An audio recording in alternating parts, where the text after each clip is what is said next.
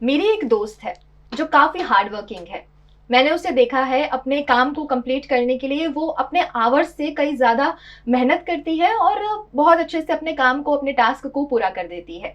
उसके इस काम से खुश होकर उनके बॉस ने उसे प्रमोशन दे दिया। यूं ही बैठे थे हम लोग और हम बातचीत कर रहे थे उसी के प्रमोशन की। मैं उसे बधाइयां दे रही थी, उससे पार्टी मांग रही थी और उसकी तारीफ भी कर रही थी। जाहिर सी बात है, हम अप्रिशिएट करते हैं जब कोई अच्छा काम करता है। तो मैं बस उसे कह रही थी कि तू इतनी हार्ड वर्किंग है, तू डिजर्व करती थी ये पोस्ट को। तब उसने मुझे एक ऐसा जवाब दिया जिसे सुनकर मैं थोड़ी सी हैरान हो गई। उसने कहा कि मैंने शायद इतना कुछ किया भी नहीं है, ये तो बस मेरा लक है कि मेरे बॉस ने मुझे प्रमोशन दे दिया। अब ये बात सुनकर आप में से 99.9% लोग अपने ऊपर इस चीज को रिलेट कर रहे होंगे कि कहीं ना कहीं हम भी ये सोचते हैं कि हम आज जिस पोस्ट पर हैं, हम जो कुछ आज हासिल कर रहे हैं वो शायद हम डिजर्व नहीं करते, लेकिन कहीं से लक बाय चांस हमें वो चीज मिल गई है। आपको सुनकर हैरानी होगी कि बड़े बड़े सेलिब्रिटीज जैसे विद्या बालन, शेफाली शाह, सानिया मल्होत्रा, इन सभी ने इस बात को अपने इंटरव्यू में कहीं ना कहीं कहा है। और ये जो पूरा सिचुएशन है, इसे कहीं ना कहीं एक टर्म दिया गया है जिसे कहा जाता है इम्पोस्टर सिंड्रोम। आपको सुनकर हैरानी होगी कि शेफाली शाह, जिन्हें आपने रिसेंटली डार्लिंग्स मूवी में देखा था, उन्होंने रिसेंटली ही एक इंटरव्यू में इस बात को एक्सेप्ट किया है कि उन्हें लगता है कि उन्हें इम्पोस्टर सिंड्रोम है। अब मेरी इस बात से थोड़ी बहुत आपको एक जानकारी मिल गई होगी कि इम्पोस्टर सिंड्रोम क्या होता है, लेकिन एग्जैक्टली डिटेल में साइकोलॉजी के टर्म में इस सिंड्रोम को क्या कहा जाता है, क्या क्या लक्षण होते हैं, इसके बारे में आज मेंटल डाइट में हम बात करेंगे। तो आज के हमारे मेंटल डाइट के गेस्ट हैं मृणाल आठले। सबसे पहले मैं आपका स्वागत करती हूँ मैम। नमस्कार राजवी जी। अब जैसा मैंने एक छोटा सा इंट्रो दे दिया है कि हमें लगता है कि हम जिस पद पर हैं वो हम डिजर्व नहीं करते, कहीं ना कहीं उसकी सेल्फ एस्टीम की कमी हम कह सकते हैं। तो इसका एक प्रॉपर डेफिनेशन क्या है साइकोलॉजी के टर्म में? राजवी, जैसे आपने बोला 100% बात सही है कि बहुत सारे लोग जो वर्किंग है या जो घर पे काम करते हैं, उन सबको लगता है कि वो इनएडिक्वेट है, अपने काम को वो बखूबी कर रहे हैं, लेकिन फिर भी उनको लगता है कि ये 100% नहीं है, या वो जो थ्रेशोल्ड होता है सेटिस्फेक्शन वाला, वो नहीं मिलता कि नहीं अभी और अच्छा हो सकता था। ये हम सब में है।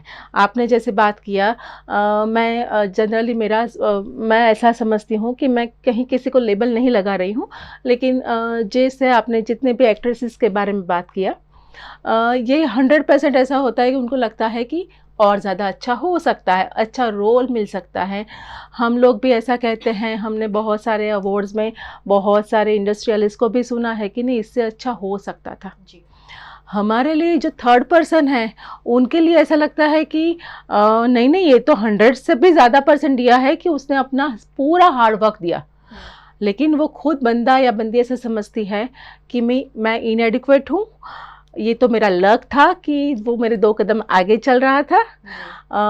वो फीलिंग ऑफ सेटिस्फैक्शन वाला, जो डिससेटिस्फैक्शन कि सेटिस्फैक्शन नहीं हो रहा है कि हाँ ठीक है पहुँच गए, ठीक है, वो जो एक जनरल पॉपुलेशन या जनरल लोग जो इम्पोस्टर सिंड्रोम वाले नहीं होते हैं, वो लोग जो पार्टी करते हैं या जो अचीवमेंट को एंजॉय करते हैं, ऐसे बंदे या ऐसे बंदियां अचीव नहीं करती हैं, या उनको लगता है कि नहीं नहीं अभी और करना है, ये ठीक नहीं है, अभी और कुछ आगे कर लूँ फिर करूँगी, या फिर इतना 100% नहीं था कि मुझे ये अचीवमेंट या अवार्ड मिले या सक्सेस मिलना, ये मैं डिज़र्व नहीं करती थी। तो ये जो टेक्निकल डेफिनेशन है कि lack of inadequacy, feeling of जैसे हम कहते हैं सेल्फ एस्टीम थोड़ा लो होना, अनवर्दीनेस खुद के लिए भी, तो ये जो 3-4 कॉम्बिनेशन है वर्ड्स के, उसको हम कह सकते हैं कि ये इम्पोस्टर सिंड्रोम का एक कैरेक्टरिस्टिक है। ओके। क्या इसी को हम सिम्टम भी मान सकते हैं, साइन भी मान सकते हैं, या इसके अलावा भी और कुछ चीज़ें होती हैं जो हमें इम्पोस्टर सिंड्रोम में दिखती हैं? 100% ये जो है, वो जो भी हमने डेफिनेशन में डाला वो भी उनके साइन में ही आता है। जैसे और ज़्यादा हम बात करें तो होता है वो परफेक्शनिज्म। राइट। हाँ, हम बोलते हैं कि आमिर खान तो परफेक्शनिस्ट है, ठीक है, हम बोलते हैं राहुल द्रविड़ तो मिस्टर परफेक्शनिस्ट बोलते हैं। उनमें इम्पोस्टर सिंड्रोम है कि नहीं वो हम नहीं बता सकते, लेकिन हाँ डेफिनेटली उन्होंने जितना भी परफेक्शनिज्म के लिए काम किया, उन्होंने जितने भी अपने रोल अदा किए, या उन्होंने जितने भी अपने प्रैक्टिस किया उसको अचीव करने के लिए, तो हम कह सकते हैं शायद वो पाथ पर हो सकते हैं इम्परफेक्ट या इम्पोस्टर सिंड्रोम के। लेकिन ज़्यादा से ज़्यादा हम अगर उसके साइंस देखें तो सबसे पहला डिससेटिस्फेक्शन टू सेल्फ, कि खुद के लिए नहीं अभी और कर सकती हूँ या अभी और कर सकता हूँ, नहीं मुझे 8 बजे कंप्लीट करना था, मेरा 8-10 हो गया, मैं नहीं कर पाई, या मुझे 2 दिन में बॉस ने बोला था और मेरे 4 दिन हो गए अभी तक अप टू डेट नहीं है। जो सेल्फ टॉक है वो बहुत नेगेटिव होती है ऐसे सिम्टम्स वालों की। ये इलनेस नहीं है, ये जस्ट हमारे में ट्रेट होता है। तो इसका कोई फार्माकोलॉजिकल ट्रीटमेंट नहीं होती है, लेकिन उसके साथ जुड़े हुए जितने भी दूसरे मेंटल हेल्थ इश्यूज़ हैं उनकी ट्रीटमेंट हम करते हैं। अब जैसे आपने ये चीज़ अभी थोड़ी देर पहले भी मेंशन करी थी कि हम अचीव जो हमने किया है उसको हम सेलिब्रेट नहीं करते, ये कहीं ना कहीं एक साइन हो सकता है, क्योंकि ज़्यादातर लोगों में ये देखा ही जाता है हम सब में कि हमें हमेशा यही लगता है हम किसी भी बड़े पोस्ट पे पहुंच जाएं, ये मैंने 90% लोगों में देखा है, हमें यही लगता है कि हम इससे आगे और अच्छा करना है, तो कहीं ना कहीं ये अच्छी चीज़ भी है। बट क्या ये उस सिंड्रोम का एक साइन है? जैसे मैंने कुछ मेरे दोस्तों को भी देखा है जो जिम जाते थे, अब उनकी बॉडी थोड़ी बिगड़ गई है, तो वो ये कहते हैं कि अब मैं जब जिम जाऊंगा तब मैं फोटो अपनी डीपी पे रखूंगा, और जो मैंने अभी अगर मैंने कुछ छोटा सा भी अचीव कर लिया है तो मैं उसको सेलिब्रेट नहीं कर रही, लोगों के सामने नहीं लेकर आ रही हूँ, मैं वेट कर रही हूँ कि अब मैं और इससे बड़ा कुछ अचीव करूंगी और अच्छे से उसको डिजाइन करूंगी, उसके बाद में लोगों के सामने लेके आऊंगी कि हाँ मैंने ये अचीव किया। तो क्या ये एक साइन हो सकता है या ये बस एक जनरल ट्रेट है ह्यूमन? राजवी, ऐसा है ना कि अभी सोशल मीडिया का बहुत ही चल रहा है काम। सोशल मीडिया पे लोग छोटी छोटी अपनी अचीवमेंट्स डालते हैं, बहुत छोटी छोटी, और वो एंजॉय करते हैं उसको। अब हमारा अचीवमेंट, जैसे आपने बोला कि वो जो जिसने बॉडी बनाई थी वो बोल रहा है कि मैं वापस करूँगा उसके बाद में डीपी रखूँगा, डेफिनेटली वो कंपेयर कर रहा है दूसरों के साथ। अब वो अपने ही प्रोफेशन के दूसरों के साथ कंपेयर करेगा, तब वो उसको लगेगा कि अगर उसके 6 पैक नहीं है, अगर उसके वो पुशअप 100 में से 100 या जितने अचीव किया है उतना भी नहीं कर पा रहा है, या उसने कहीं पे ब्रेक लिया है और उसके वापस वो बॉडी बिल्डिंग के लिए जा रहा है, तो वो अपने आप को इम्परफेक्ट मानना शुरू कर देगा, क्योंकि वो तुरंत 24 घंटे रील्स चलती है, इमेजेस देखते रहते हैं, तो उनको लगता है ये तो कंटिन्यूस हो रहा है, मैं ही नहीं कर रहा हूँ। तो वो थोड़ा सा सिंड्रोम हो सकता है, लेकिन उसमें से बाहर निकला जा सकता है डेफिनेटली। और वो खुद से जो अपनी जो सेल्फ टॉक है या जो अपनी इमेज है उस पर काम करना शुरू करे, या कोई थेरेपिस्ट की या कोई भी मेंटर की मदद ले, तो बदलाव आ सकता है। जब लगने लगे कि अब ये चीज़ ज़्यादा बढ़ रही है और अब ज़्यादा नेगेटिव चीज़ें मेरे दिमाग में आ रही हैं, तो ज़रूरी है कि उस वक्त आप किसी की हेल्प ले लें। अब मेरा एक और क्वेश्चन में ये था कि क्योंकि मेल और फीमेल दोनों अलग अलग तरह से सोचते हैं, अलग अलग तरह की बातें अपने माइंड में डेवलप करते हैं, तो क्या क्योंकि अलग अलग जेंडर हैं तो क्या दोनों में कुछ डिफरेंस देखने मिलता है? जब उनको इम्पोस्टर सिंड्रोम अगर है तो क्या दोनों में कोई डिफरेंस देखने मिलता है? राजवी, एक बात है कि स्टडी बता रहे हैं कि फीमेल्स में ज़्यादा है। अच्छा। लेकिन वो ज़्यादा क्यों है, तो स्वाभाविक है कि हम पहले से, और अभी तो बहुत सारा मीडिया का रोल अदा हो रहा है, हम अपनी सेल्फी कहीं पे भी कैसे भी ले सकते हैं, हम अपने अचीवमेंट्स, छोटे छोटे अचीवमेंट्स कहीं पे भी कैसे भी मीडिया पर डाल सकते हैं। और वो जो एक फीमेल का खुद का ट्रेट है, तेरे से मुझे अच्छा करना है, हाँ। वो वाला ट्रेट एक पॉजिटिव वे में देखा जाए तो बहुत अच्छी बात है कि सोसाइटी को अच्छा जा रहा है। लेकिन अगर वो खुद के लिए बात करे तो वो वापस आता है कि नहीं, अगर उसने, मैं एग्जांपल दे रही हूँ, मैं कोई रोल का यहाँ कंपैरिजन या उसका यहाँ हम चर्चा करने नहीं बैठे हैं, लेकिन अगर हीरा मंडी की बात करें हम, अगर हम उमराव जान की बात करें, तो न चाहते हुए भी लोग कंपैरिजन करना शुरू करेंगे। वो अपने रोल में दोनों फिट है, उन्होंने परफेक्ट दिया है या वो अपने रोल में इन्वॉल्व हो चुके हैं। लेकिन आपने शायद देखा होगा कि सोनाक्षी सिन्हा है या दूसरा, मुझे 2-3 एक्टर्स के नाम नहीं याद आ रहे, लेकिन उसमें जो भी काम किए नए हीरा मंडी में, उन्होंने खुद ने बोला कि सर हाउ खड़े थे और अच्छा कर सकते थे, लेकिन उनको अच्छा लगा तो शॉट क्लियर। ठीक है, तो ये थोड़ा सा इम्परफेक्ट या इम्पोस्टर सिंड्रोम कि वो उसने वहां पे रखा कि उमराव जान जैसा होना चाहिए, तो वो नहीं हुआ, वो खुद का था। दोनों रोल अपनी जगह पे परफेक्ट एकदम, कोई भी उसके कहीं पे भी एक भी माइनस या लो पॉइंट नहीं था। ऐसा रियल लाइफ में भी होता है, कोई 2 बहनें बैठी है या फ्रेंड्स बैठे हैं, ત્યારથી તો હું મોટું કરીને જ બતાવીશ, વધારે કરીને જ બતાવીશ। मस्ती मजाक में हो या सीरियसली हो, हम आम जिंदगी में ये बात करते ही रहते हैं। जैसे आपने भी 2-3 एग्जांपल्स दिए कि हम चाहे ना चाहे कंपैरिजन तो हमारा हो ही जाता है। तो और मैंने जैसे शुरुआत में भी ये कहा कि 99.9% इस चीज को रिलेट करेंगे क्योंकि हम सभी करते हैं। तो क्या ये कहना ठीक होगा कि हर किसी को इम्पोस्टर सिंड्रोम होता है? कल्चर और नर्चरिंग स्टाइल डिपेंड करती है। बहुत सारे हैप्पी गो लकी हैं, था से यार थई तो गयू, है ना। वैसे ही बहुत सारे ऐसे हैं कि घर में ही पेरेंटिंग स्टाइल ऐसी है या उन्होंने दादी दादा नानी नानू के ऐसा देखा है कि नहीं, टू द पॉइंट होना चाहिए, ये यहाँ तो ये यहाँ, वो वहाँ तो वहाँ, ये सेटिस्फेक्शन लेवल या ये अचीवमेंट नहीं है आपने 1 to 10 में मार्क्स लाए, आपको तो फर्स्ट ही आना है। वो जो नर्चरिंग या कल्चर चल रहा है वो बहुत बड़ा रोल अदा करता है।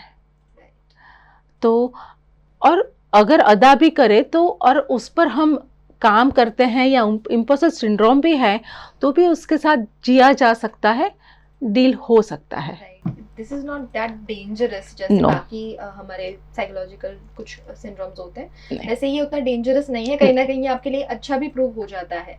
अब ये बात तो निकल कर सामने आई कि हर कोई ये चीज़ सोचता ही है कि मुझे बेहतर करना है या मुझ में वो सेल्फ एस्टीम नहीं है। जैसे मैंने शुरुआत में बड़े बड़े सेलिब्रिटीज़ का नाम लिया, अगर आप गूगल पे सर्च करेंगे तो आपको पता चलेगा कि लिस्ट आपके सामने आ जाएगी कि कितने बड़े बड़े सेलिब्रिटीज़ हैं, कितने बड़े बड़े लोग हैं जो ये बात एक्सेप्ट कर चुके हैं कि उन्हें लगता है उन्हें इम्पोस्टर सिंड्रोम है।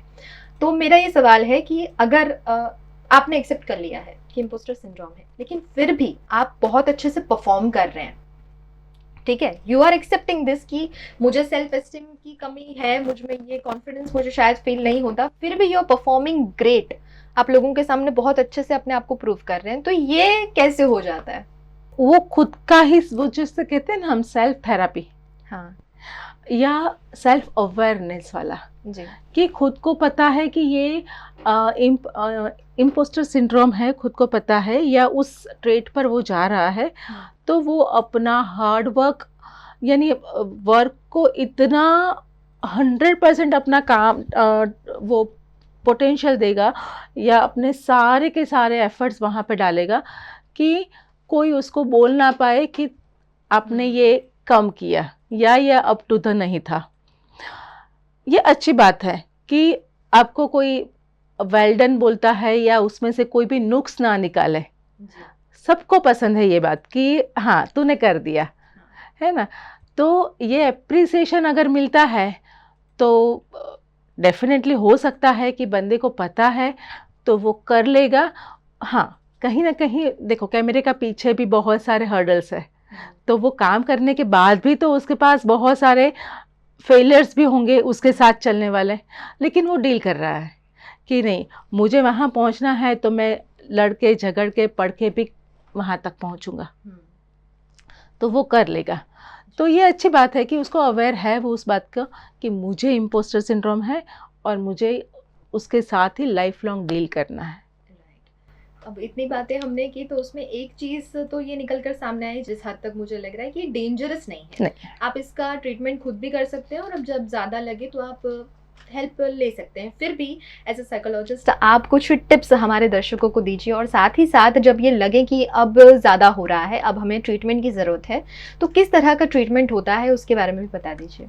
सबसे पहला सेल्फ अवेयरनेस, जी। कि अगर बंदे को पता है तो वो अपने ही बारे में बात करेगा या काम करेगा, जो हम सब हर रोज़ करते हैं। जैसे एग्जांपल देती हूँ मैं, कि हमने फर्स्ट टाइम जब रोटी बनाई थी, क्योंकि हम फीमेल हैं और आज के टाइम में रोटी बनाई है, परफेक्शनिज्म आ जाता है। हाँ, पहले या जल जाएगी या हमको उसका आकार देना पड़ेगा, हम डिप्रेस फ्रस्ट्रेट हो जाएंगे, लेकिन उसके बाद क्योंकि करनी ही है, ठीक है, खुद के खाने के लिए तो करनी ही है, हम दूसरों के लिए ना सोचे, खुद के लिए सोचे। तो एक टाइम आता है कि हम 1 मिनट में 6 रोटियां ख़त्म करेंगे बना के। अगर वो फूल गई तो ऐसा चढ़ता है कि हाँ मेरे को आ गया, ठीक है। वो फेलियर को एक्सेप्ट करके, अगर वो बंदा अपने इम्पोस्टर सिंड्रोम के साथ चलते वक्त अपने जितने भी सेटबैक्स हैं या अपने जितने फेलियर्स है उसको साथ लेके चलेगा, उसमें से सीखेगा कि कहाँ पे मैं नीचे डाउनफॉल हो रहा है मेरा, तो हो सकता है कि आगे जाके वो अपने आप से वो प्रूव कर पाए। सेकंड है कि अपने इम्परफेक्शंस को, अपने फेलियर्स को या अपनी जो भी मन की बातें हैं अपनों से शेयर करो। कि उसको लगता है कि मैं फॉर एग्ज़ाम्पल मैं परफेक्ट नहीं हूँ या मैंने ये काम प्रॉपरली नहीं किया है, मैंने जितना होना चाहिए था उतना नहीं है, लेकिन लोग बोल रहे हैं कि बहुत अच्छा कर दिया, लेकिन जो मन में चल रहा है ना, वो अगर आप अपने अपनों से बोलेंगे तो वो आपको फीडबैक देंगे, जो फीडबैक आपको एक पॉजिटिव रिवॉर्ड देगा, वो आपको कॉन्ग्रेचुलेट करेंगे, वो आपको विश करेंगे, तो उसको वो धीरे धीरे लेना कि नहीं, शायद मेरे ट्रायल्स जो है वो प्रॉपर है, वो जितना देना था वो उस टाइम मैंने ट्रायल में दे दिया है, और वो जितने भी फीडबैक से वो ले रहा है पॉजिटिवली, तो वो उसको थैंक यू कहना या उसको ग्रेटिट्यूड दिखाना, वो एक प्रैक्टिस हो सकती है।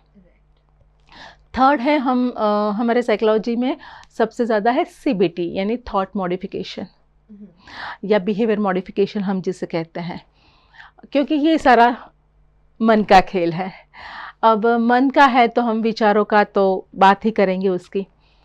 तो जब वो जो सोच है कि मैंने कर दिखाया लेकिन ये मेरे 100% मेरा एफर्ट नहीं था, तो हम ऐसा बोल सकते हैं, मैं एग्जांपल देके बोलूं कि मुझे जाना है, आपने शायद ऊंचाई मूवी देखी हो तो वहाँ पे बहुत अच्छा अमिताभ बच्चन के डायलॉग्स हैं, लेकिन मैं उसकी बात नहीं कर रही हूँ, मैं जस्ट बोल रही हूँ कि अगर हमें एवरेस्ट के एक लेवल पर जाना है, तो मैं अगर वहाँ पहुँच भी गया तो मुझे लगना चाहिए कि मैंने वो कर दिखाया, ठीक है, लेकिन वो जाने के बाद वहाँ जाके या तो बधा करे, हाँ आप बधा करे तो एने सामे वो थॉट चेंज क्या होना चाहिए।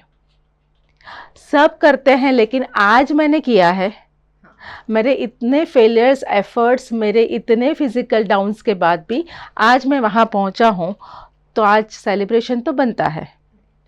हम जितना अपने ब्रेन को रीवायर करेंगे, तब तक जब वो वापस थॉट आएगा तो उसके साथ वो कनेक्शन है कि नहीं, मेरे एफर्ट्स थे, मैंने अपने फेलियर के साथ मैंने उसको वहाँ तक मैं पहुँचा, मैंने उसके लिए 2 साल दिए थे, मैंने दूसरे बहुत सारे कॉम्प्रोमाइज़ेस किए थे, और फिर मैं वहाँ पहुँचा हूँ क्योंकि ये मेरी विश थी। और जितने भी छोटे छोटे गोल्स हैं जो उसने कंप्लीट किए हैं तब तक के, वो हर बार अगर वो राइट डाउन कर ले, लिखना इसलिए ज़रूरी है कि वो सीधे ब्रेन पर पहुंचता है। कि जैसे आपने एक मैं ज़्यादातर ऐसा बोलती हूँ कि गुजराती में बहुत अच्छे एक लाइन है, लखेलू वंचाय, हम सरकार में तो बहुत चलता है ये शब्द। तो जब आप लिखते हो तब वो ब्रेन को पता है कि आपने लेफ्ट पन्ने पर लिखा है या राइट पन्ने पर लिखा है, आपने क्या शब्द लिखा है वो उसको पता है। तब जब आपका थॉट जो आपको हर्ट करता है, नेगेटिव थॉट है, उस पर अगर आप वो जब पढ़ना शुरू करोगे या जो लिखा हुआ है, जो आपने रिवायर किया है, तो वो दूसरा थॉट, वो नेगेटिव थॉट पर आ जाएगा। तो पाइल अप होता रहेगा तो नेगेटिव थॉट निकल सकते हैं। तो एक सीबीटी बहुत अच्छा एक है, उसके लिए एक्सरसाइज कि आप वो कर सकते हो। तो मेजॉरिटी तो सीबीटी ही चलती है, लेकिन साथ में अगर कहीं पे उनके साथ ऐसे सिंड्रोम के साथ अगर एंजाइटी और डिप्रेशन भी चले तो मोटिवेशन एनहांसमेंट थेरेपी चलती है, या फिर हम उसको एक्सपोजर थेरेपी भी देते हैं एंजाइटी में, कि कहीं पे उनको दिखाना चाहते हैं कि देख आप, तू यहाँ पे है, टोच पर से नीचे से टोच पर आने में लोगों को कितनी दिक्कतें आई है, जहाँ पे तू तो यहाँ पे पहुँच गया है। वो एक्सपोजर ट्रेनिंग या थेरेपी हम स्टेप बाय स्टेप वो देते हैं। तो वो एक्सेप्टेंस आना, और अभी बहुत चल रहा है दुनिया में कि माइंडफुलनेस, और वो ही है माइंडफुलनेस का प्रायर एक कंपोनेंट है कि जो है, जहाँ है, जैसा है वैसा एक्सेप्ट करो। तो अगर वो सक्सेस है तो एक्सेप्ट करो, वो फेलियर हो तो एक्सेप्ट करो। वो मूल मंत्र ही यही है कि आप अगर चेंज नहीं कर सकते तो उसे एक्सेप्ट करिए, और उसके साथ साथ जो चेंजेस आपको लाने हैं वो लाइए। लेकिन ये बात भी अपनाना बहुत ज़रूरी है कि आप जैसे हैं एकदम परफेक्ट हैं, एकदम सही हैं, और सही वक्त पर सही लोगों के साथ और सही जगह पर हैं। जब कभी भी इस तरह के विचार हमें परेशान करने लगते हैं, हम सभी की ज़िंदगी में कभी ना कभी ये विचार हमें आते ही आते हैं, लेकिन बस इतना ध्यान रखना है कि ये जो थॉट्स हैं ये हमारी लाइफ पे किसी बुरी तरह से इम्पैक्ट ना डाले। और बहुत अच्छा लगा कि आपने इसे और भी अच्छे से डिटेल में लोगों तक जानकारी पहुंचाई है। सब बहुत बहुत शुक्रिया हमारे साथ जुड़ने के लिए, और जो भी जानकारियां लोगों तक पहुंचनी ज़रूरी थी वो बातें पहुंचाने के लिए।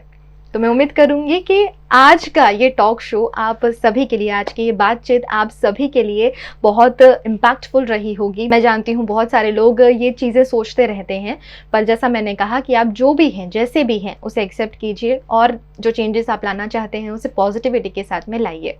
उम्मीद करते हैं कि मेंटल डाइट का आज का ये एपिसोड आपको पसंद आया हो। फिर एक बार लौटेंगे अगले गुरुवार मेंटल डाइट में एक और टॉपिक के साथ।